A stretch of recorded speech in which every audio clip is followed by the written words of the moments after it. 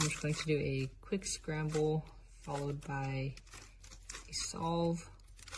I've had this cube for about 6 months now.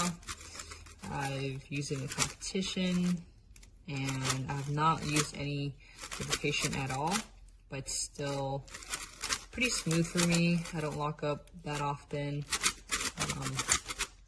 I think it's like pretty easy to practice my algorithms, so it's a little bit of a lockup there, but overall, pretty nice.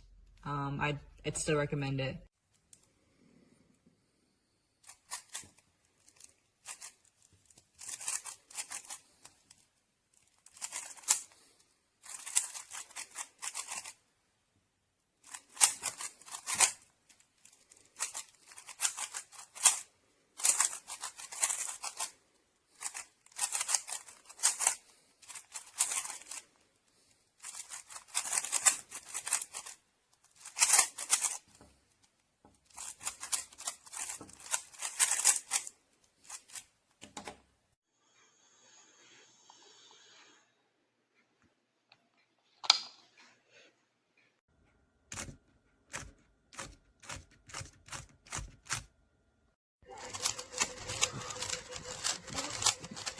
No, stop.